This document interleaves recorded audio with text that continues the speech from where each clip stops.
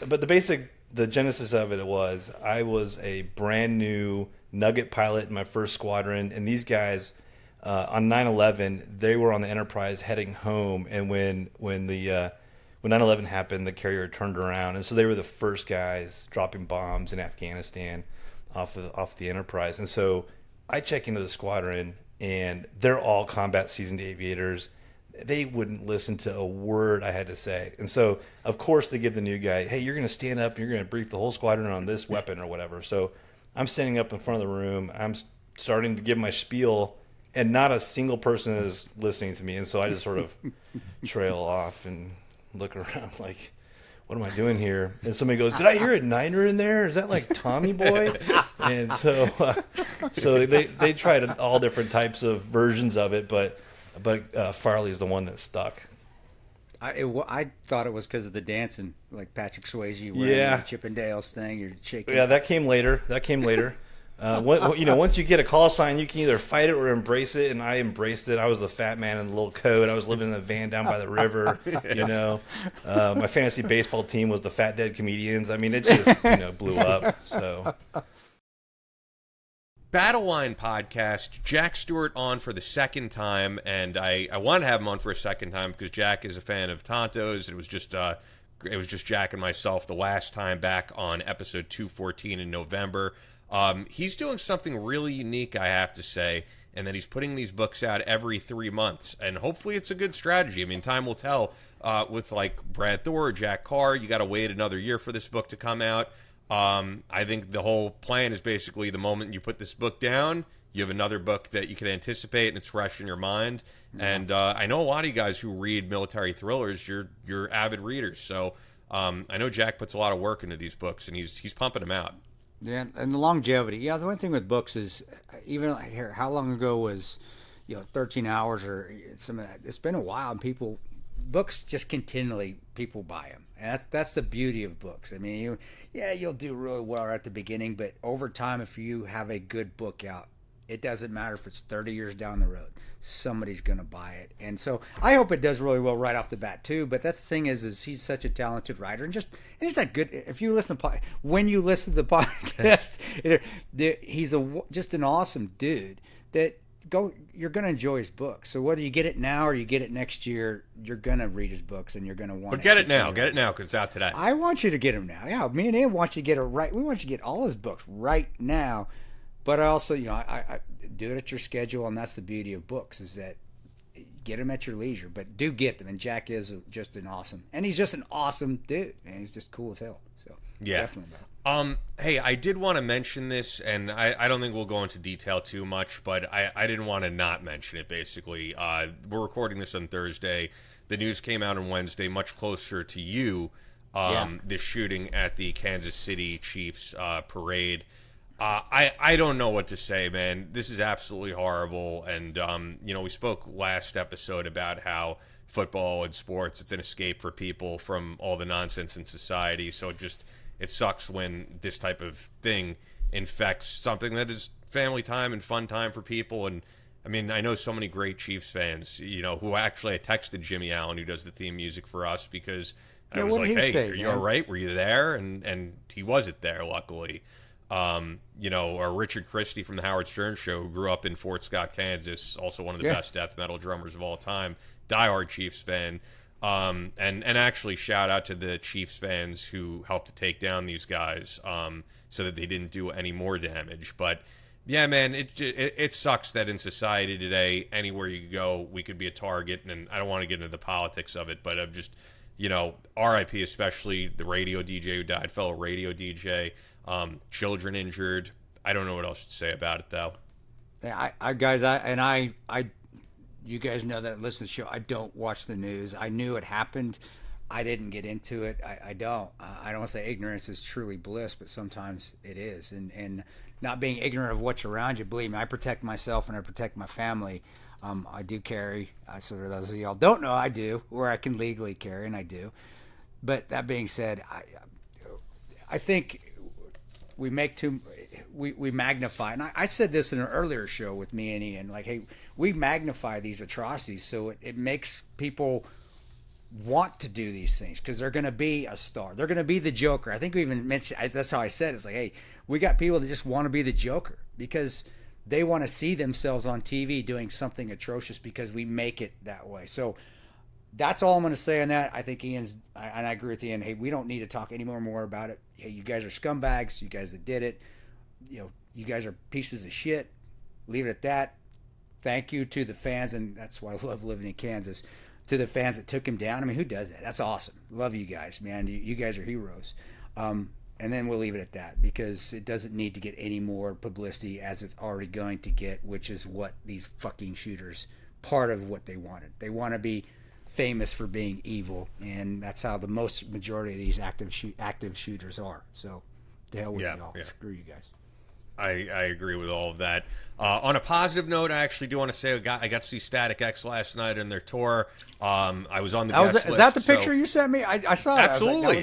What else would it be? It said Static X on the screen. How did I not see that? Oh, it did. Yeah, man. And they had the Frankenstein up on stage. Like, how was that, man?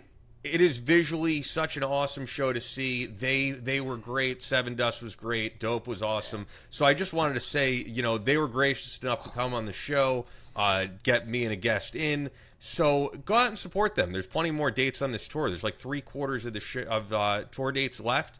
And on top of that, actually, I think I have it in front of me. Yeah, Static X just put out Project Regeneration Volume 2, and I'll hold up the CD. Because the fact is, man, if you're a fan, they really put a lot of work into these digipacks. So if you're streaming on Spotify, it really doesn't help these bands out. And they put a lot of work in. So buy their CD, go to their tour, get a shirt. They're just great guys. Listen back to that interview. It did really well for us. So before we get to Jack, I want to mention, of course, Bubs Naturals. Bubs Naturals is the best supplement company that we have supported now for years. Yeah. Collagen protein is their main product. Of course, they also have the apple cider vinegar gummies, MCT oil powder, hydrate or dye. But if you're looking to start with collagen, collagen is the most abundant protein in the human body. It is literally the glue that holds our bodies together. Collagen is a blend of highly functional amino acids found in the body's connective tissue, and Bubs upcycles cowhide that would be wasted by leather tanneries and uses that hide from pasture-raised and grass-fed cows. An enzyme bath breaks down the hide into molecules and boosts the amino acid profile. The collagen is agglomerated and hydrolyzed into a powder. This is great for your hair, skin, nails, if you're recovering from an injury, and also if you're looking for something for post-workout recovery. So go to bubsnaturals.com, use the promo code BATTLELINE for 20% off. Once again, bubsnaturals.com, promo code BATTLELINE for 20% off. You'll get the best deal through us when you go there. Also, this show is sponsored by our great friends at Photonis Defense. Now you can have the superpower to see in the dark with the Viper Binocular Night Vision System by Photonis Defense, which is the global leader in night vision solutions, providing more high-quality night vision capabilities than anyone. Military, law enforcement, and public safety end users utilize Photonis Defense solutions to give them the edge at night in tactical situations and rescue operations. Hunters, shooters, boaters, and enthusiasts can rely on the Photonis Defense Viper Binocular to become masters of darkness. The new Viper Binocular system carries the same features and benefits as the Photonis Defense Viper Monocular, with a ruggedized body, and harnesses the power of the Echo Intensifier tubes, giving you sharper images, reduced halo, and industry-leading ultra-fast auto-gating across the range of dynamic operating conditions. Go there now. Visit PhotonisDefense.com for more information, or look for Photonis Defense product options from your night vision dealer. PhotonisDefense.com, PHOTONIS Defense.com. Let's get over to Jack Stewart.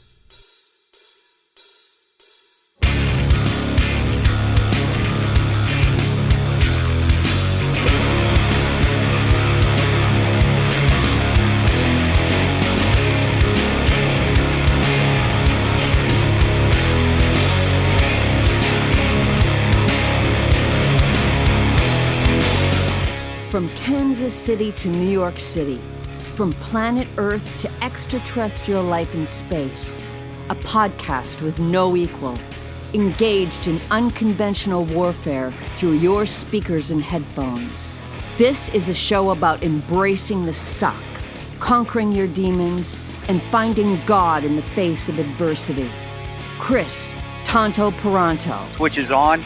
Motherfucker, I'm gonna shoot you in the face. Ian Scotto. You know, Ian and I have been dating for a long time. You are now tuned into the Battle Line Podcast.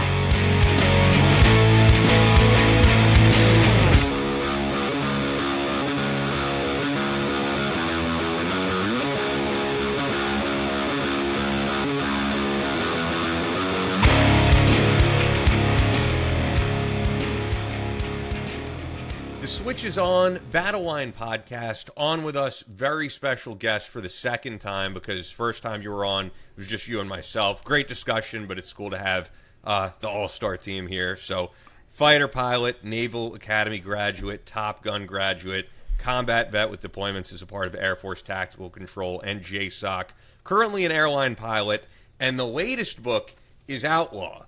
Last time you were on, we spoke about Unknown Rider, and we spoke about actually the fact that these books came out 3 months apart, so that as soon as you're done with Unknown Rider, you can then get right into Outlaw. So people don't have to wait. And the day that people will be hearing this, Tuesday, the book will be out. And I know people are really excited for it. You had a great response on the first book. Yeah, thanks. I've been busy in my hole, just writing away, because I've got, book 3 coming out later this year as well. So I barely have time to even acknowledge that book 2 is coming out next week. But man, I'm so pumped to have it out there. Well, my question was, you're an airline pilot. You're flying the plane still, right? You're not just sitting there writing another book. I mean, I was reading that going, how the fuck is he finding time to write the book? Like, I'm flying all these pilots better be flying these dang planes. Yeah. No, it's hard to do. So it's like, how do you find the time, man? Well, that's the funny thing is, last week, maybe it was a couple weeks ago now, Brad Taylor, who's one of my favorite authors, he's a former Special Forces officer. He was here in the Dallas area giving a talk about his latest book. And one of the things that he said that stuck with me is that people ask when he finds time to write. And they mean, when do you find time to put the words, on paper and to tap away at the keyboard? But to him, writing is all the time. Is just going on in his head. The story's just going on. And so when I'm flying an airplane, that's what I'm doing. I mean, I used to kid that I was never going to get paid to just look out a window all day, but I actually am now. And so as I'm watching the country go by, I'm building the stories in my head. So when I get to the hotel on the overnight, I sit down in my room, open up my laptop, and put the words down. Because that's got to be hard to do, man. But I get what you're saying. I do. Things going through your head, and like, that sounds good. You have an epiphany just out of nowhere. Like, okay, I'm gonna put this down and get it in a book, or get it wherever, get it written up on an article. I think reading one of our guests, and she's a wonderful friend of ours, tremendous, Holly McKay. I think she's the same way. Just from what she has, you just know she's thinking, oh man, I got to put this down. And having the medium that she has, she can get it down immediately. Where having a book, though, man, if you're not putting those notes down, I don't know. You must have a brain like a bear trap, dude. Because I'll think of something, and if I don't put it down in 30 seconds, it's gone. Like, what the hell would it? But I'm not. I'm a very simple. I'm not a smart man. So maybe you just got that brain that just remembers it. It depends on who you ask. If you ask my wife, I usually forget something immediately after I'm told. So, but yeah, if it's about the story, that usually sticks with me for a little bit. Do you use the voice notes feature when you can't write stuff down? Because I do that too. Even just thinking of interviews, I'm like, this would be a great question. I'll use the voice notes, or I'll write it. If I do have time, I'll write it. I mean, I keep so many notes on my iPhone. Yeah. I've tried that. I've talked to other authors that they have a really high daily word count. I'm like, how do you do that? And they use a dictation app on their phone. They'll just go for a walk, and they'll dictate their story and that's going on in their head. And then when they get back and they download it all into Word, then they kind of finesse it. I tried that, and I just can't do it. For me, I just need to see the words on the page, and I need to think about what words coming next. And so I don't use dictation. I don't really take voice notes. I really just kind of talk to myself, and then later on, when I forget what I was telling myself, I beat myself over the head. I'm like, yeah, you should write that down. So, I mean, I've got notebooks that I swear I'm going to start writing notes in, but I never actually do. So, I don't know if that's a good thing either, bro. I don't want to see a pilot walking around the airport talking to himself. Yeah, Especially that's if you're. I know I wasn't on the last episode, but I did want to talk about Top Gun School, and then I don't know, Ian, did I can't remember. This is my memory. Yeah, we spoke about all that stuff. What, but if you have any questions, was the movie go out? for it, Was man. the movie out? Was the movie out? Was Top Gun? Oh yeah, we spoke Maverick? about the movie. Yeah. We spoke We spoke- Top Gun too. Well, It was okay. only 3 months ago. This was only 3 months ago. Well, that's what I said. I didn't, and I watched that. I love the Tom Cruise, but the kids, they're not getting. They're trying to. You can tell they're trying to act. I mean, maybe it's my opinion. They're trying to act cool and not pulling it off. They're not pulling it off like Val Kilmer and Tom Cruise did and Goose. When you watch that, aside from, that's not how you guys. I mean, because I was like, they got to be a lot cooler than they got to be cool like I remember. Maybe I'm just an old fart and I'm just a grouchy son of a bitch that thinks all kids are a bunch of wussies nowadays. But when you're watching that, especially the bar scenes or when they were arguing, it's like, man, I've been around pilots before and I don't know. What was your opinion? And you probably said it in the last episode, but I wasn't here, so I wanted to know your opinion on that second movie. It was a wonderful movie. I loved it. And Tom Cruise was amazing. It was a great movie. But I just couldn't get over that those 30-somethings were trying to act to be cool. And I was like, man, Pilot Ships is cool. But what was your opinion? Just an opinion on what you're watching. Oh man, I mean that's a tough one because the assumption that you're making is that every pilot is cool, and that's not true. As much as we'd like to think that's the truth, it's not. So I thought it was actually a pretty realistic representation of just the complete difference in. Cool. You've got Hangman, who's this kind of cocky, arrogant. He's kind of a douchebag, dude. Exactly. This is douche. We special ops guys, pilots. There's douchebags everywhere. I was a douchebag. Yep. He was that, and then you had Bob, who was like the brainy kind of dorky backseater, and I've met that dude as well. So I thought it was a pretty cool representation of kind of the whole spectrum of cool. In aviators, but the cool thing about it that I thought that I really took away was that it really showed how the people with different attitudes and confidence levels and stuff kind of all came together and completed a mission.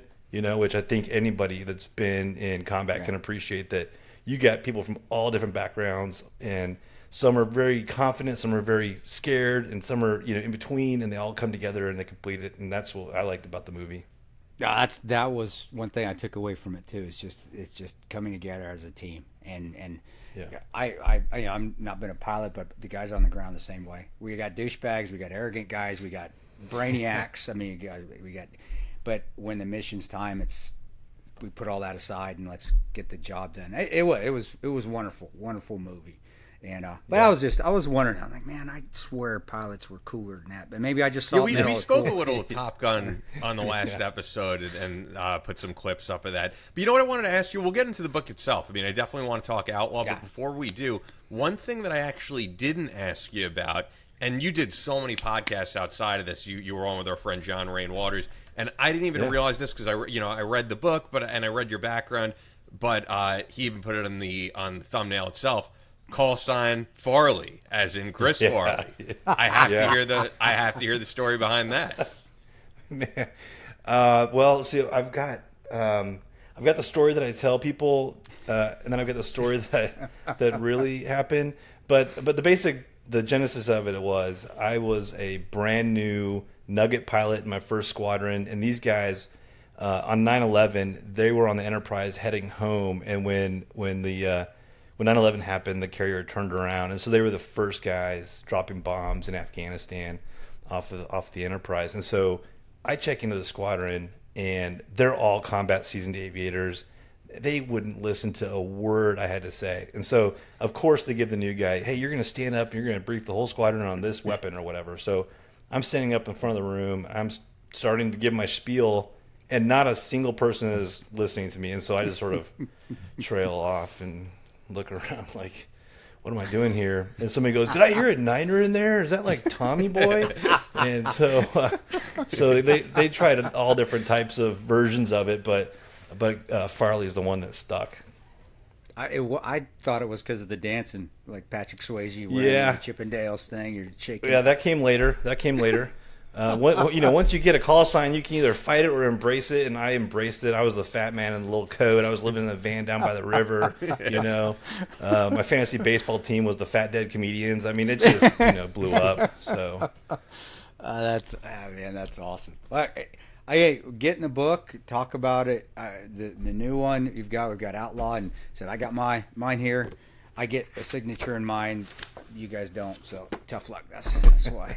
It's good to know people in high places. But yeah, get into a little bit, brother, if you can, without giving away the whole thing. Yeah. It's your platform. yeah, so I'll start off by saying I'm pretty sure you guys had him on here. Brett Crozier, he was I was actually just speaking about Brett Curcio. Crozier. Great guy. Yeah. So right. fantastic human being, and he and I got winged in Kingsville together. So when he transitioned from being a helicopter pilot to being a jet pilot, we went through jet training together. So we went to the aircraft carrier together to do our initial carrier qualification. So I've known him for a long time, and what happened, when he was in command of the Theodore Roosevelt during COVID, really kind of stuck with me. That no one really knew what was going on. At the time, COVID was being, talked about as this zombie apocalypse. And if you got COVID, you were going to just your face was going to melt off and you're going to eat your neighbors and stuff. And so I don't blame him at all for how he handled the situation on the carrier. But I started thinking, what would have happened if that was not just like a naturally occurring virus, or if it was just, something that was even man-made that sort of accidentally got there. But what if it was a targeted attack to take a carrier off the board? And so that's where I kind of got the idea for Outlaw is I started kind of digging into synthetic bioweapons. And in doing my research, I ran across this article. I kind of wish I hadn't now, but I ran across this article that was written by a professor at West Point. He's now a professor at Columbia University, but he worked on the I think it was the Combating Terrorism Center at West Point or something, and he talked a lot about synthetic bioweapons. And so I got him on the phone and I talked to him. I'm like, hey, what does this look like? Like if I wanted to have an enemy, build a virus that could take out a ship, what would that look like? And he goes, oh, that'd be really easy to do. And so he started laying it out for me on how they have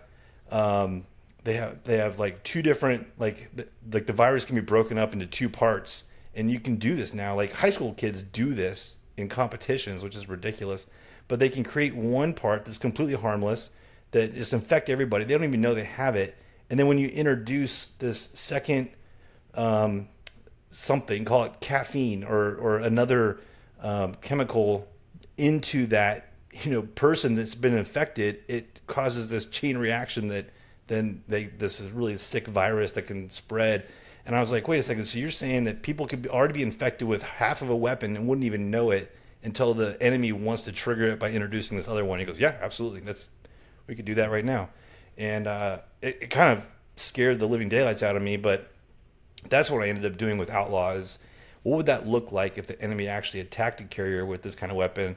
How would they, combat it? What would they do? And honestly, I had Brett read the book and give me his opinions on it, and he was like, dude, I think you nailed it. So, that's the genesis of Outlaw. Yeah, the thing that I like, by the way, and I spoke about last time you were on, is that so many of these books take place all over the globe, of course. We've had Brad Thor on, you just mentioned Brad Taylor. I like the first book took place mostly in California. Now we're over in Asia, we're in China. And I think that that's going to keep people excited when they put down that first book and pick up this second, and they see that Colt Bancroft is now in China. Pretty interesting stuff. Yeah, and the thing that I'm carrying throughout this series of books, in this Battleborn series, is there's a military component, which I use Colt Bancroft, the fighter pilot, as the main protagonist for that storyline, and then there's an element of espionage. And I've got Punky King, who's a NCIS counterintelligence agent. She's out there hunting spies, and that's the espionage piece. And the stories you can't have one without the other. And that was one of the things I wanted to get across with Unknown Rider being all domestic, is that the front line isn't overseas somewhere. The front line is in your backyard. The front line is in the major cities in the United States, where China in particular is very heavy in espionage, and they are in every aspect of society. And you can open up the New York Times and on pretty much any given day find an article about some Chinese spy that's done something in academia, in politics, in industry, whatever. But the interesting thing about Outlaw, which is a little bit different than Unknown Rider, is that Colt and Punky both have integral parts to the story, but they're never in the same place. Punky is in America the entire time, and Colt is overseas the entire time. But one doesn't happen without the other, which I think is really important for the reader to understand as well, that hey, wars are fought overseas, but a lot of the work that goes into them happens here. And the people that are still back home doing the good work, they need to do to gather the intelligence and to build out those target sets and stuff. So that was the interesting thing about Outlaw. I didn't even realize, honestly, until the book was done, that they were never in the same place at the same time, which would make a romantic thing sort of hard to happen. So. Or are we going to get romantic? I mean, we're making love books now. You're not doing that, are you? Harlequin romances, or it's not? Yeah, no, those are published under a fake name. Yeah, I wouldn't be surprised. Farley, I mean, it's Farley. Yeah. Farley, what? What's the name? Farley, what? There's got to be two. Or is it just Farley? You got to find it. When you find it, let me know. I could just tell you, man. As a voice actor, like I look up auditions. There are plenty of Navy SEAL romance novels. There's like there's a huge market for those. Yeah. And the SEALs are all writing them. Is that right? Probably. I think so. No. I know one of them who was working on something. I do. Oh man. Boy, I swear, we were when I was at Ranger Town, it was a joke. And granted, we have our own. I mean, we got me and Nick Irving now, and Marty. We write books, but not on that level. But we used to make that joke that they must have a class when they go through BUDS or when they go through how to market themselves, marketing yourself after the teams, and they all have to go through that to pass to get their trident. That was a joke we said, Rand. But I honestly now think that's the truth, because I'm with you. Like, are you kidding me? But they are. Yeah, Harlequin romance. I mean, everything out there is. But the funny thing is, they're good at it. They're good at it. That's a joke, but I wish the military gave everybody that training, because I had no idea how to market myself when I left the military, and I'm just sort of fumbling along. I look at Navy SEALs to figure out how they're doing it and watch them. Actually, that was his question is, and forgive me again, Jack, because me missing the last episode, so you may be repeating yourself, but yeah, getting into this, leaving, because I know John, I know Rain, and I know you, but other than that, I don't know a lot of pilots that. Is this something that you guys talk about, or is it just an anomaly that? And I know two people that happen to be fighter pilots that were really good fighter pilots that are writing books. Is that just I'm just lucky? I'm just a lucky guy, because you don't see that very often. It's not something you guys think about, right? Like, I'm gonna write a book. I mean, I don't know. Maybe there's a lot of people, I think, in any profession that said, hey, I'm gonna write a book one day, but it's always one day, One day, it's always one day I'm gonna do that. And I got tired of saying one day, because I've been saying that my whole life. One day I'm gonna write a novel. My only goal in life was to publish one novel, have it in the bookstores, and then I was gonna be done. That's it. And then as I started doing it and realizing I've got more than just one story to tell, I've got a ton more stories to tell, and so I wanted to actually make it a profession. And so I think that's what separates me from a lot of other guys. There's a very, very talented author, Kevin Miller. He's published several books. A bunch of them are kind of modern day, based on the F-18 and carrier aviation and stuff. But he's got one that's called The Silver Waterfall, which is a historical novel based on the Battle of Midway, and that one's fantastic. And he just doesn't get enough press. Those stories don't get enough press, and I wish they would. And so I think my goal is to try to bring more of the aviation stories out. The last really, really good bestseller that kind of was in the aviation realm was, Flight of the Intruder, probably. And wow, that took place in that was a Vietnam. long time ago. Yeah. And that was a while ago. That was a book I read once, but the movie was actually, I loved that. I was a kid. And Midway was Midway was the first war movie I ever watched as a kid, with Charlton Heston, and That was Oh, yeah. amazing. I loved that. It made me want to join the mill. I wanted to be a pilot. I wanted to fly the Right. I wanted to be a pilot. And I was like, this is so cool. So, but yeah, you don't see a ton of that anymore. Those stories anymore. How much truth? And I always ask this to the veterans and the military personnel that are fiction writers, because I read, I'm like, that's not fiction, dude. They may be passing on that shit. I know that shit. Really, how much fiction is in this or in the books writer, or are you pulling from real life experiences and making it fiction, or calling it fiction because and just by changing a name? Cause like, I know that's what they do. This ain't fiction, man. Or is it just because the character? We call it fiction because names have changed, or we're fabricating a character. Because your books, dude, I know you guys do that shit. I know NCI, some of that stuff happens. Never been in the NCIS, but I do know that they're always sneaking and peeking around and doing shit like that. Now you say the bioweapon stuff is even actually true. So I'm like, well, are these really fiction books, man? Because now you're scaring me. It's like these got to be nonfiction books. Yeah, so that was honestly my fear when I started talking about the synthetic bioweapons. I wanted it to be realistic, and so I asked him, I'm like, how do I make this realistic without, giving secrets away to the bad guys? I don't want them to learn how to do it. And he goes, oh, he's like, you couldn't do that. It's already out there. He mentioned like the Marburg virus, which you used to have to go like in the deepest parts of Africa to pull this virus out, and then you'd have to, grow it and then weaponize it. Now you've got the genome. Now you can just synthesize it in your garage for a couple $1,000s or something, and high school kids could do this. And I'm like, okay, this is terrifying.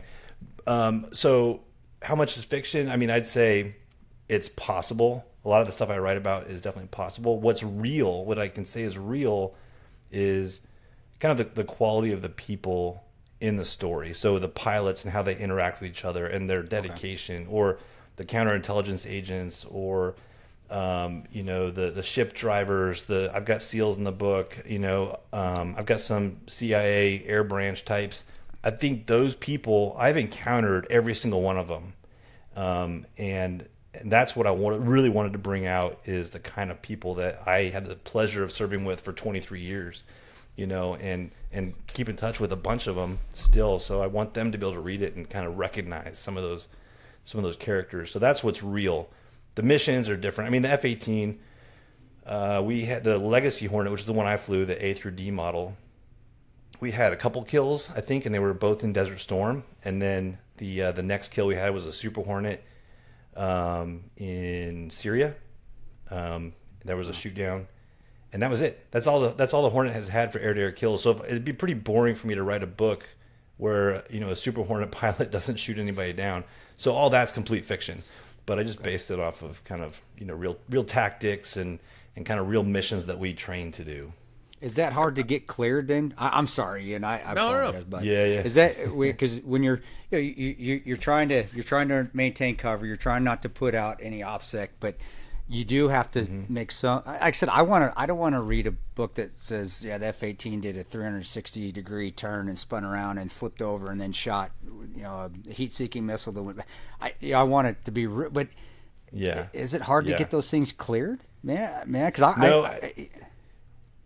the good news is, because it's fiction and because I don't include any classified information, I don't actually run it through the DoD for clearance.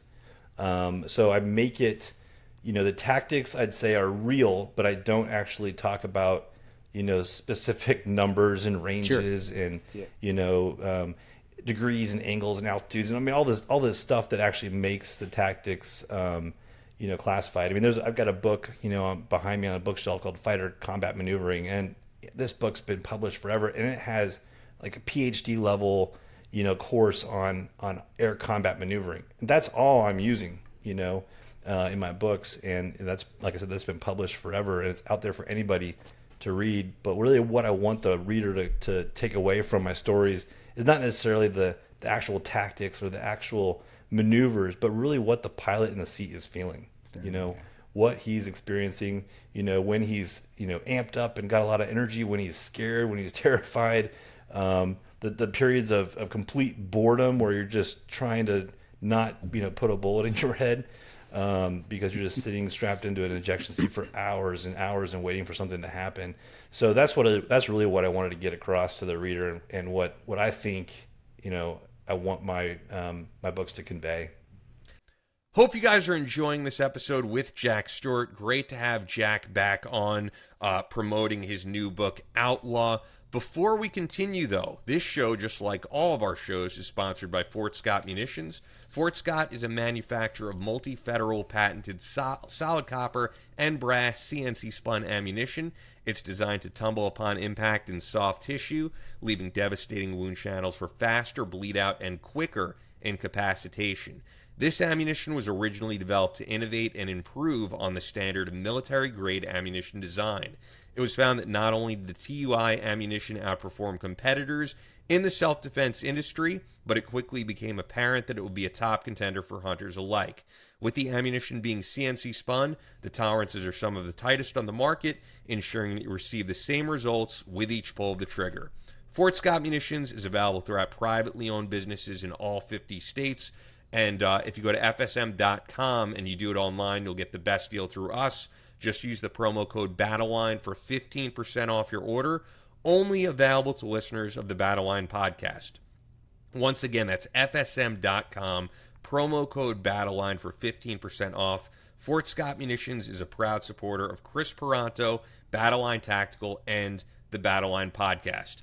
Also on this show, our great friends at Pamax Tactical. Pamax Tactical is a law enforcement-owned and operated company based in Florida that proudly manufactures 100% USA-made products. Pamax Tactical has several unique products, including their Lion blank-fire device, used as a safer and reusable, cost-effective alternative for breaching and training for both civilian and law enforcement applications.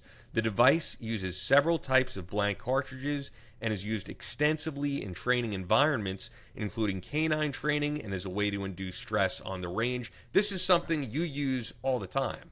Well, this is something that, because it's reusable. We used to use the old flashbangs, you have to carry a ton of those things because it's basically pull the cord, use it once. Where these you can use over and over and over again. So if you're in a training environment, you're law enforcement, military, guys, they're cost effective, they work better. And like I said, you don't have to carry a bunch of flashbangs in a bag, which can be just quite cumbersome, especially if you're an instructor. So if you're doing any sort of active shooter drills, if you're doing any sort of CQB, you're doing anything that needs to induce stress, get with Paymax and get over there and get their stuff and stop carrying those flashbangs around.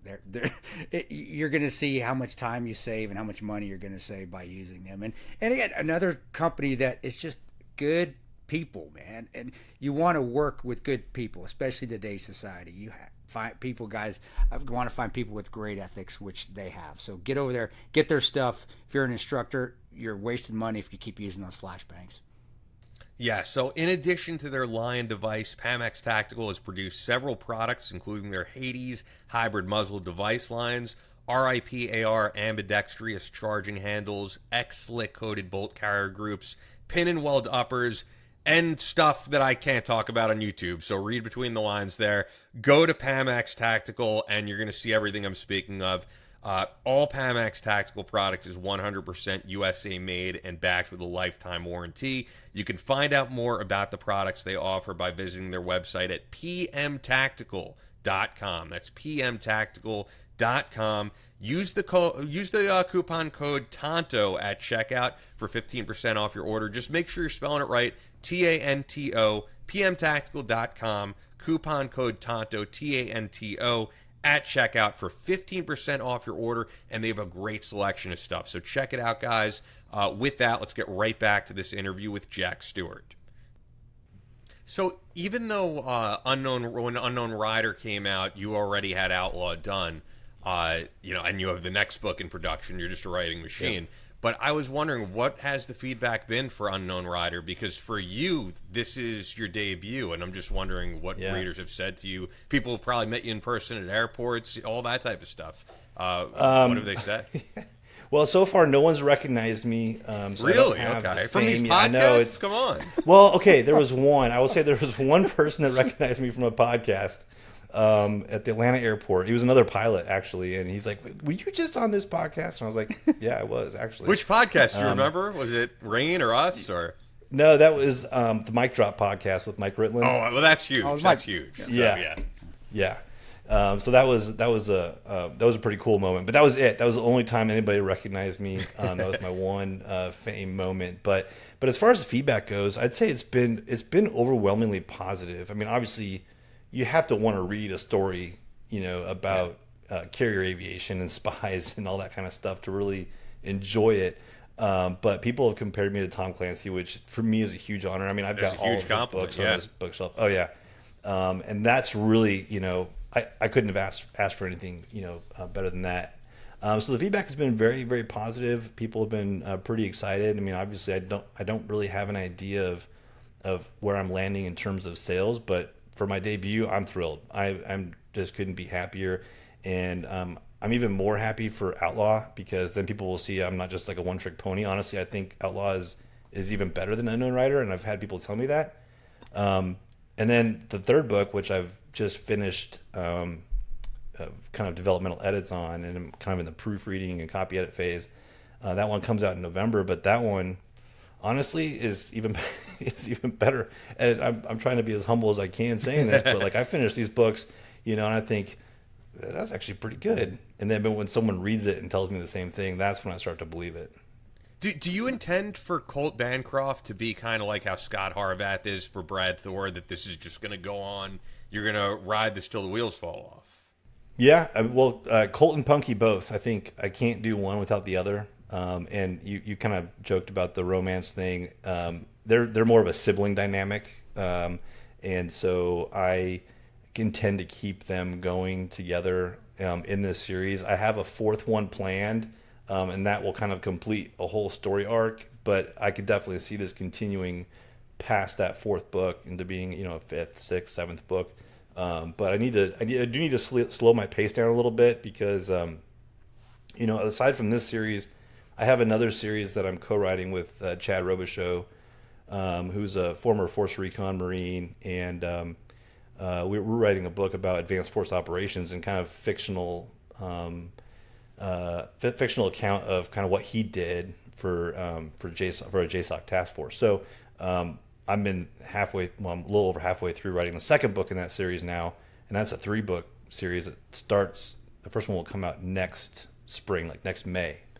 And so between the two series, I'm overwhelmed with writing, and so I think when I turn in the fourth book in this Battleborn series, I gotta press pause for a minute and reintroduce myself to my family.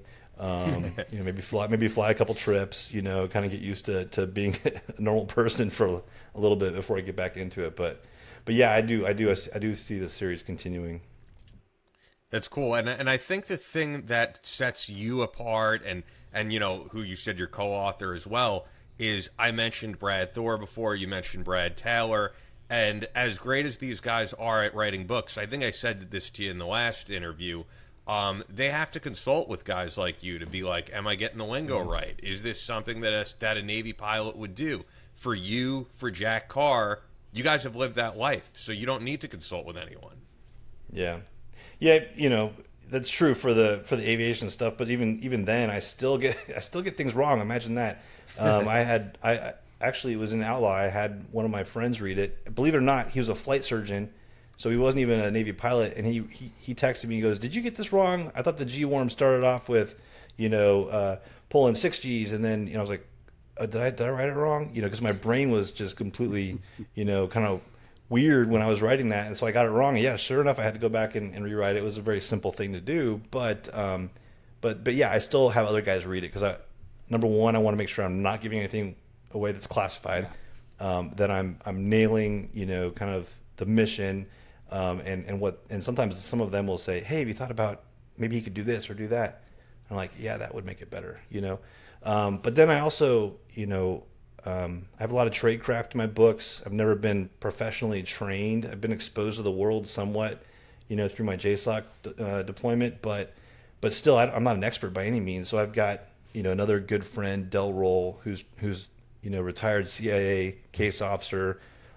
He's retired Green Beret, so he's a really good asset for me to go to and hey, can you read this? And, make sure that it reads realistically. Again, I don't want to give away anything that's legitimate current day tradecraft, but is this something that you could see happening, And so I've found that no matter what your skill set is, you can always benefit by having another set of eyes on it, which is one of the things I've really enjoyed about working with Chad, because I'll write something and we just bounce stuff off each other back and forth, and I think it makes for a better story. I kind of wish I had that for this Battleborn series, so it's not just me doing it. You guys looking for a job? You want to write this with me? No, I'm no. I don't know how you enjoy writing books. I hate it. Not doing it anymore. I'm done. Maybe a picture book or a pop up. Maybe that's what I'm gonna do next. Is it more difficult writing books than? Or do you find that is than being a pilot? I mean, I said I would rather. I'm not a gung ho alpha male. No, that's not what I'm saying. But I would rather get shot at again than write a book again. Yeah. Be honest with you, is it?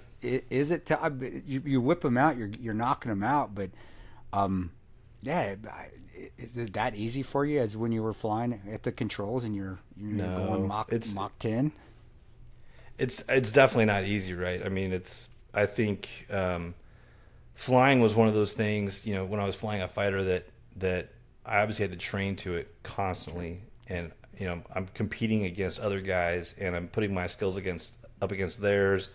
Some days I win, some days I lose, but I'm always improving. And so that's the perspective I've taken when I've approached writing, is that, I'm not competing against other guys, but I'm comparing myself to other guys. So like you mentioned, Brad Thor and Brad Taylor and Jack Carr, you name any of these guys. Mark Graney is one of my big heroes. I read their stuff, and every single time I read one of their books, I want to just like throw it down, just throw up my hands and say I quit. I can never be as good as them, but then I take it on as a challenge. Okay, I got to make myself better, and so that's been the approach I've taken. So is it easier writing? No, absolutely not. I think it's harder, but if it's something that you want to succeed at, you have to put in the effort, and you've got to go through the hard times. So that's what I've been doing. What's improving though? I mean, you're knocking them out. You're doing the books are, I think they're well written. So what is okay? Let's say I'm an aspiring writer. I'm brand new. It's never done before, and I'm I don't write fiction. All my stuff has been easy. It's just been on me. This is what happened. This is basically biographical. Those are easy because it's like you said. I'm just thinking this is what happened. I'm thinking of stories, but. So what little things does a new writer need to do to improve? So you're looking at this, you read it. Okay, so you read this, done with Outlaw. What do I need now to improve? Or you read Brad's books, or you read Jack's book, or you read somebody else's book. Like, man, what little things do you need to improve? Because I don't see it. I mean, I don't know how to see what's, if you're good, you're good. But tell me, because that's I'm at a complete loss. I wouldn't know what be better. If you're good at writing, you're good at writing. How do you improve on being better at writing? Grammar, subject matter, what? I think it's the little nuanced things like pacing. Examples I always give. There's a really talented author whose name is Don Bentley. Great guy. Yeah, I know Don. Yeah, so Don. He has a series of books called the Matt Drake series, okay, and then he went on to write the Tom Clancy, Jack Ryan Jr. books, and now he's writing the Vince Flynn, Mitch Rapp books, okay. But his Matt Drake books are action nonstop. It's like cover to cover, something bad is always happening to Matt Drake. He's putting him in these situations, something bad happens, and he's got to overcome it. And I read one of those books, and I am freaking exhausted when I'm done because I'm like, holy crap, like that, I can't believe all that stuff just happened. And I never had a chance to really catch my breath. And so where I think, like I love the ability to have the tension such that you're always going to want the reader to turn the page, but I also want to give the reader a chance to catch their breath. And those are the things, knowing how to do that, how to weave that into the story so it's not just like a big intermission sign that pops up, and the reader puts the book down and walks away. Knowing how to do that, I think, is a skill that you just have to develop over time. And I've seen other authors that do that so well, and I try to, I don't want to say mimic, that's not really a good word, but I try to embody that style in my writing. And sometimes I nail it, sometimes I don't. And I think, obviously we're our own worst critics. And I go back and look at my books, and or I listen to Ray Porter narrate the book, and I'm like, listening to the way I know he's an amazing narrator, but this line just didn't work. So then in my head I'm thinking I wrote it wrong, So next time I have to rewrite it or write it a different way or convey that thought a different way.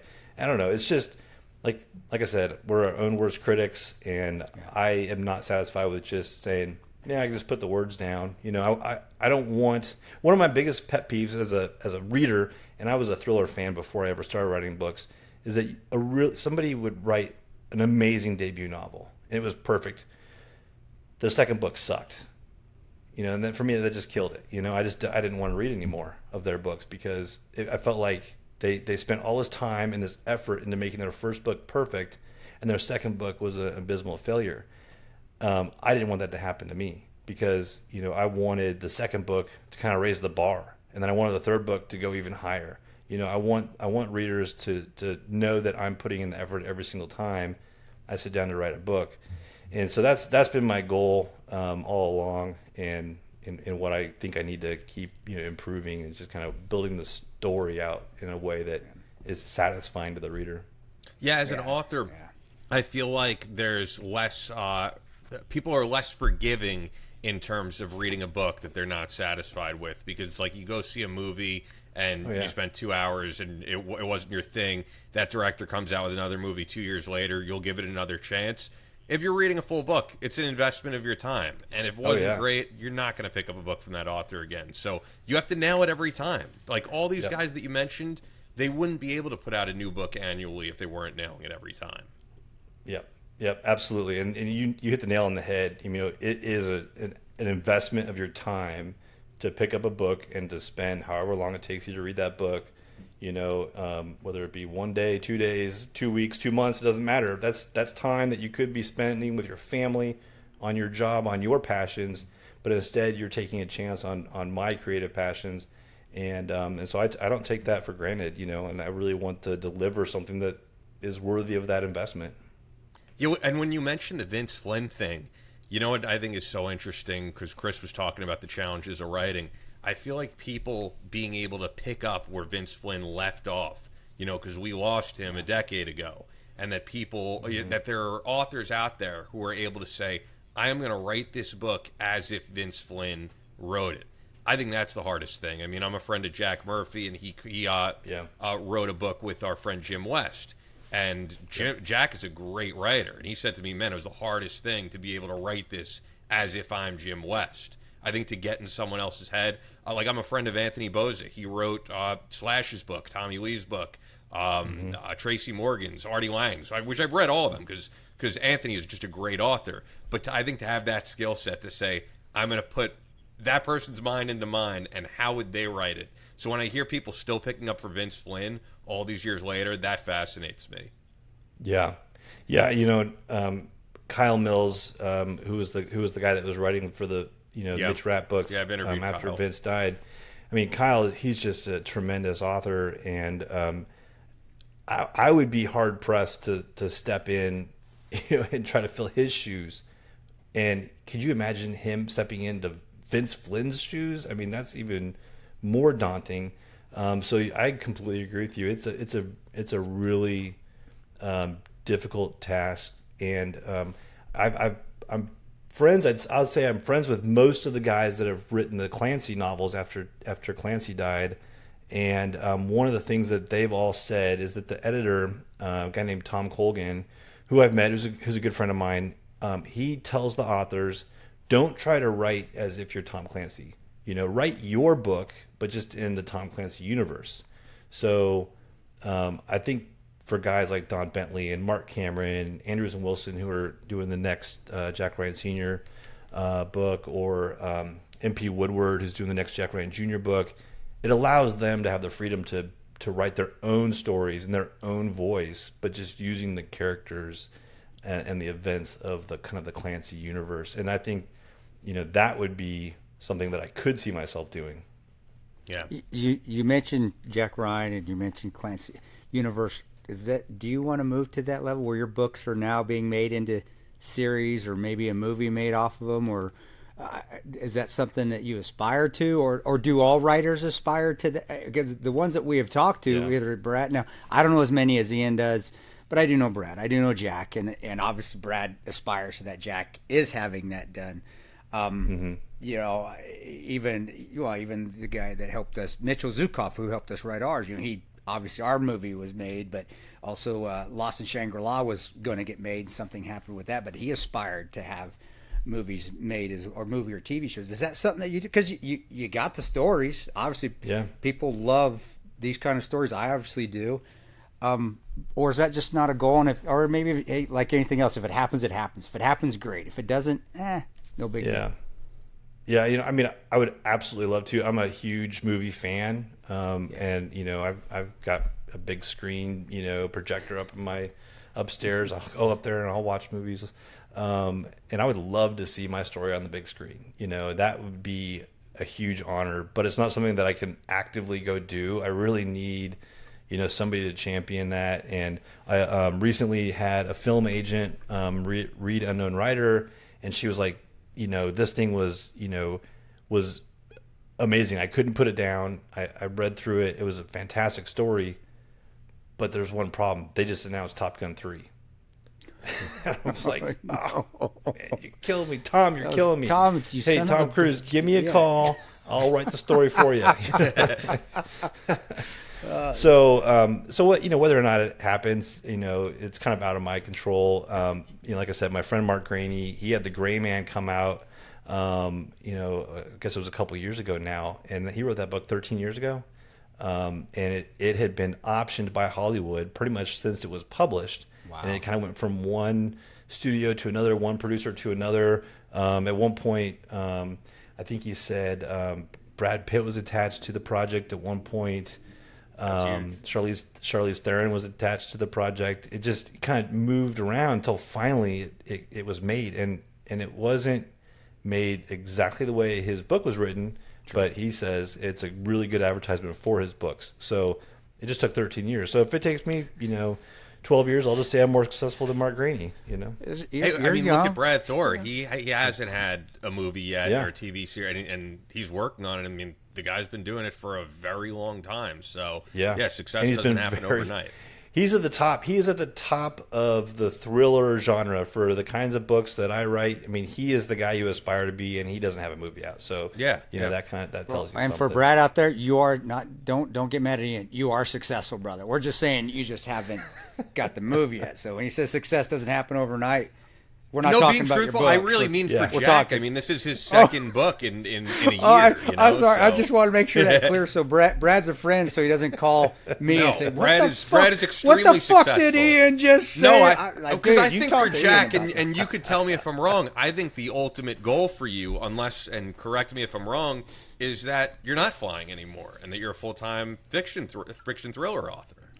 Yeah, I would love to do that, or at least maybe just fly one trip a month, so I can, get out and clear my head, look out the window for a little bit. That's like what Billy Joel does. Billy Joel does one show at Madison Square Garden a month. He gets like a helicopter from his house in the Hamptons to fly him to the city. It's true. He does one show a month. It sells out every month, and then he goes home.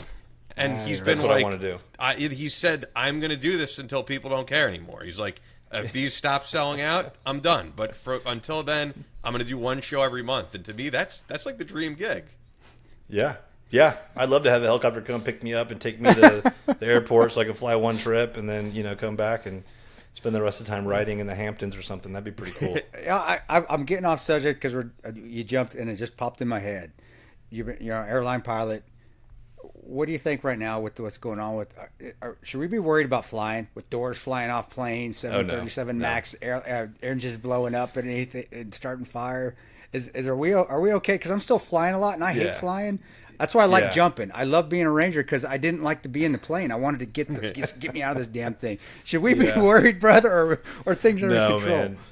No, things are good. The that door with the Alaska Airlines, jet, that was kind of a unique situation. So if you're not familiar with it, that there's a door that normally goes in place there if they have X number of seats on the plane. Okay. Well, they don't have that many seats on that plane because they do have a first class section. So there's fewer seats, requires fewer emergency exits. So they put a plug in place of the door, and Boeing, made a mistake, at least on that particular plane. When they put the plug in, they didn't do it correctly. And so, but they figured it out. And that's one thing I will say about the aviation world is every little thing on the airplane is scrutinized by the FAA. Like if I'm flying and the coffee maker doesn't work, I have to call maintenance, and they have to put it in the logbook that the coffee maker doesn't work, and I have to write out all this paperwork. So when you're sitting in the back of the plane grumpy because the pilot says, "Hey, we've got maintenance on board looking at something," it's usually just the coffee maker. Something that's not going to affect the safety of the flight, but that's the kind of level that they look at our operations with. And keep it that level, because believe me, I don't. Man, I say, if the plane's not going to fly, something's jacked up, if the little light's not blink, I don't give a shit. Put me back on the ground, get that shit fixed. I'll sit there at the airport because I do not want problems. It's funny. You find a lot of Rangers that don't like to fly. We hate flying. Can't stand it. But I wanted to ask that because, well, shit, I got to fly a lot. Got some trips coming up. All right, Jack's on the show. I'm going to ask him that because I'm already. Yeah, you're good. You're good. Okay, we're good. Okay, good to know. It's actually funny that Chris asked that, though, because I purposely printed out an article from Fox News, not about that incident, but actually something that I think is more terrifying, quite honestly. And this is from a month ago, but I was waiting until I had you on the show because I was like, Jack Stewart would be the person to ask. So I'm just going to read the first few paragraphs.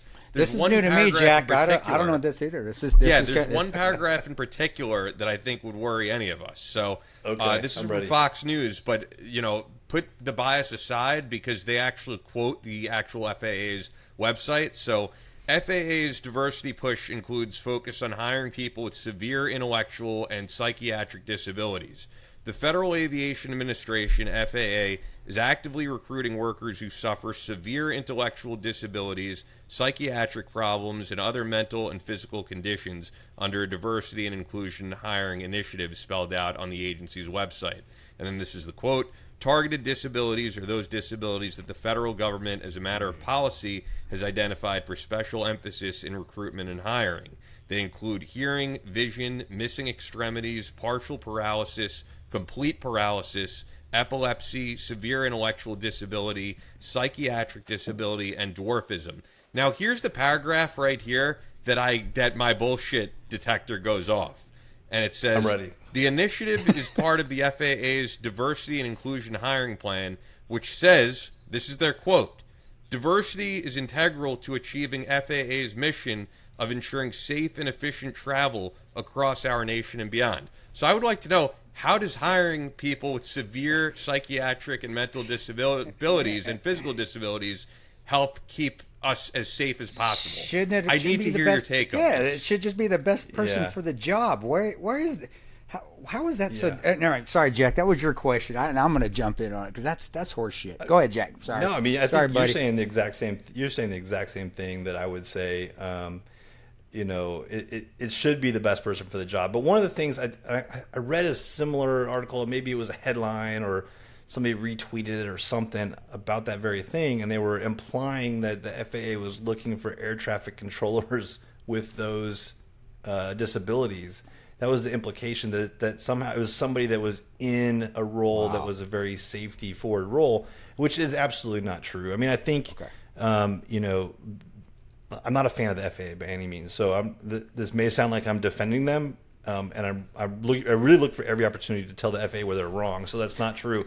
But what I will say is that the FAA is like any other government bureaucracy, and you have people at the very lowest levels that really are doing menial tasks, and they're kind of important to keep the wheels moving, but they're not doing something in a very safety centric role. So they're not the ones that are pressing buttons or on the radio saying, you're clear to land. I think those people are highly skilled. Those people, are they are vetted appropriately, so they don't have any mental incapacities. But yeah, I mean, you know what you said, Chris. It's ridiculous the way our environment is in society today. Is that, you know, if you want to prove how good you are, we say virtue signaling all the time. You want to prove how good you are by, look at me, I'm hiring X number of disabled people, or I'm hiring this number of, you know, women, or this color, or whatever. And I think everyone who is a professional wants to be hired for their skills, and you know, not because of who they are. You know, it's basically something that they can look at with pride, and that's what people are missing. Yeah, and you gave me some assurance there saying that these are menial tasks. So here was my take on it being completely objective. I do get the idea that, hey, you want to put some people in roles who may traditionally be discriminated against for jobs. I get, and it depends what the job is. But the part, like I said, that paragraph at the end is when I just go, why do you have to bullshit us? Because it's saying they're hiring these people because it ensures the greatest level of safety. Yeah. No, just say that we're hiring them to push a level of diversity, because there's no qualification you could give me that this specific rule would make things safer. That just doesn't make sense. Yeah. I wish they would just say it like it is. I mean, just stop trying to treat us like idiots and just tell us really what you're doing. You're really just trying to push an agenda of, you know, being the most diverse and whatever touchy-feely organization ever.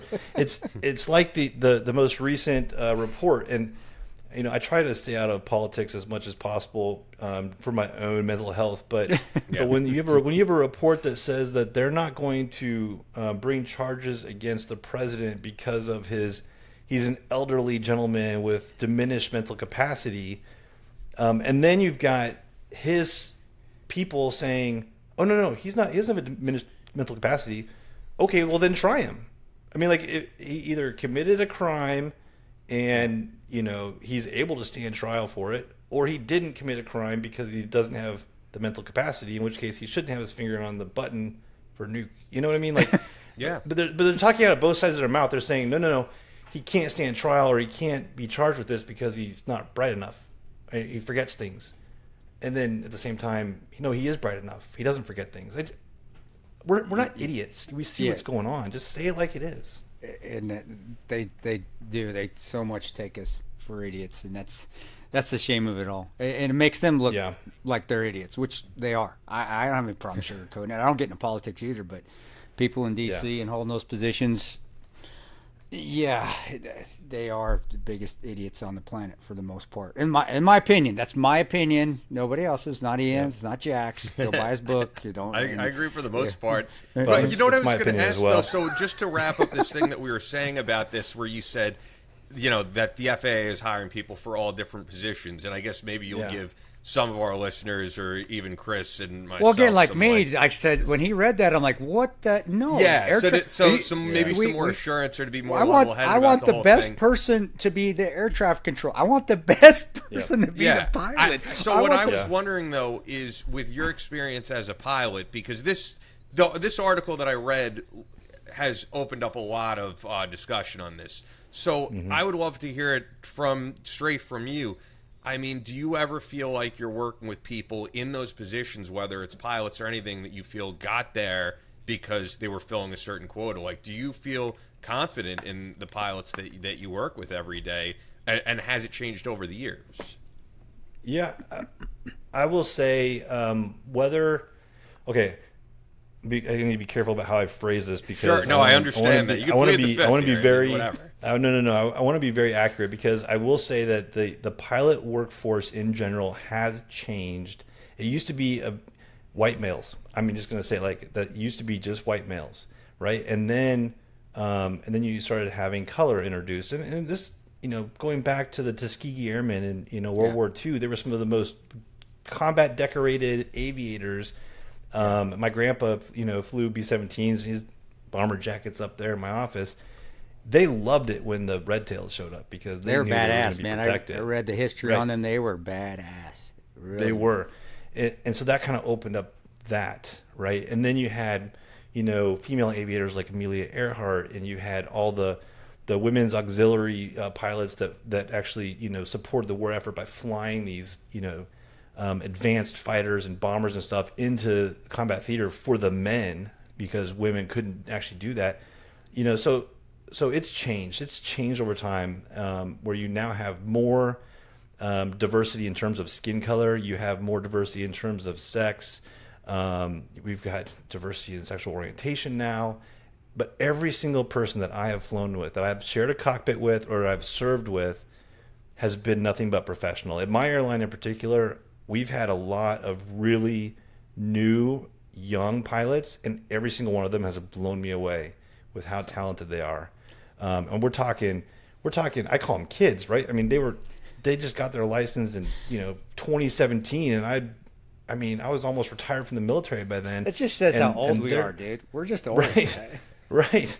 But they're all very talented, and so I'm even though they make a lot to do about this whole diversity and equity and inclusion. So far, at least from what I've witnessed, on the pilot side of things, that hasn't been the case. And you asked about like air traffic controllers. The good news is I only hear them on the radio, so I don't know. I mean, it could, I don't know who they are. It could be a dude in a dress, and I would never know it. But they've all been professional. The one thing I'll say is there's a joke pilots like to say is like, how do you, like, what's the difference between, or what do an air traffic controller and a pilot have in common?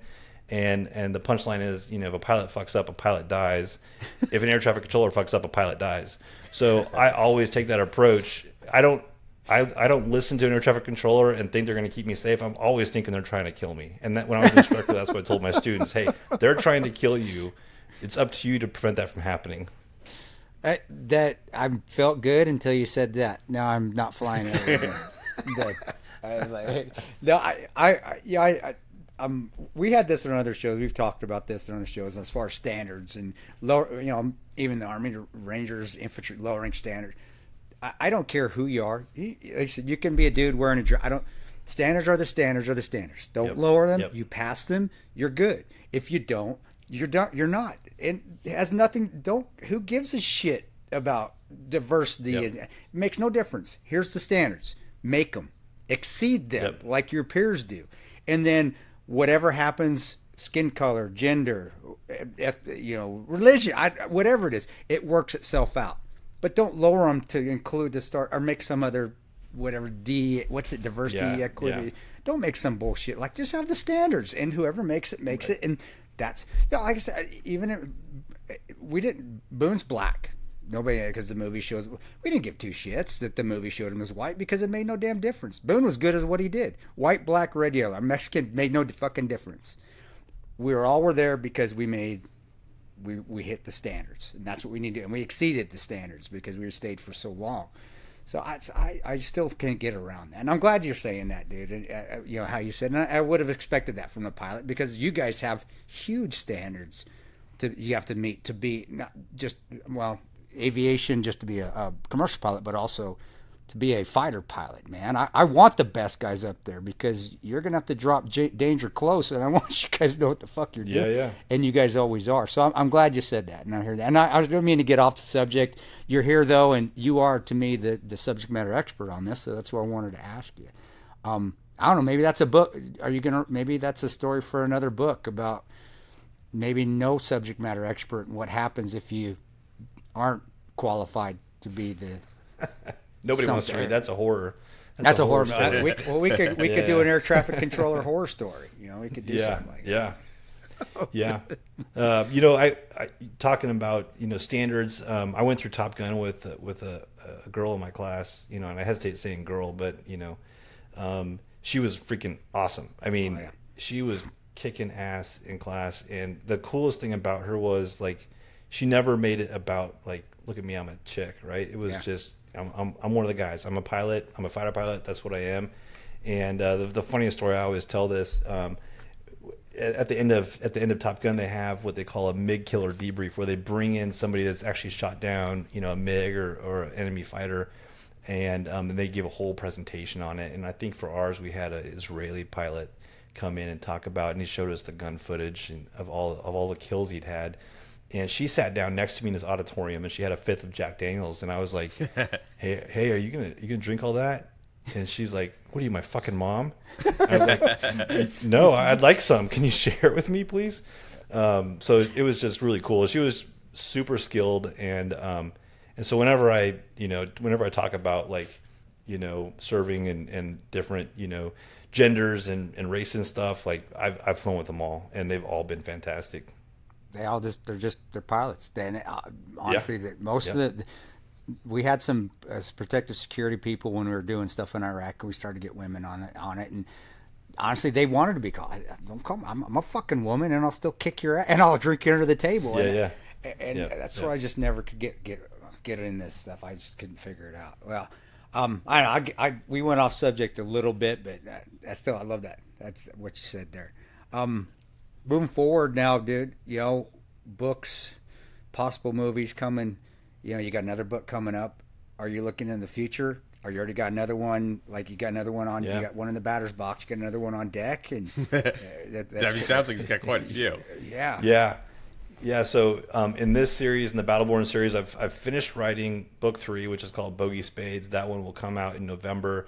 And then I still have to write Declared Hostile, which is the 4th book, the last one that I'm contracted to write with this publisher. And that one will come out next, I think probably around this time next year, so next February. And then shortly after that one will be the first book. The book's called Silent Horizons, that I'm doing with Chad Robichaux, and that's a 3-book series. So I've got at least 2 more in my series and 3 more in another series that are going to be published in the next few years. Those are the last ones that I'm contracted to write. Now, whether I continue the Battleborn series or do something else, or I don't know. There's going to be something in the future, because I can't sit still for more than 2 days before I start to want to write something. And I'm playing around with screenplays, maybe doing writing a movie. That would be cool. Just just always doing something. I got to keep my brain working, or else I end up just sitting on the couch watching Netflix. Yeah, and we spoke about that last time. I could tell you're determined. I could tell you're not a guy who likes to sit around and watch other people achieve things. You want to achieve your own goals, and that's why I do believe we've put it out into the universe. I think you're going to accomplish that goal of full-time writer and once a year flying a plane. And I think that's a pretty once cool a month. goal, once a month. Once a month. I don't know why I said Billy once a year. Joel. Once a month. Yeah, once a year. Yeah, the Billy Joel game a plan. little That's too what I want to be on. But that I think we've put it out there. That is the goal, guys. Check out Outlaw. Pick up Outlaw, especially if you picked up the first book. There's plenty more on the horizon. Yeah, so Outlaw is out today, February 20th, the day that you're hearing this. And JackStewartBooks.com to learn more, of course. JackStewartBooks.com, at Jack Stewart Book on X, at Jack Stewart Books, plural, on Instagram. So appreciate you coming on a second time. Great conversation.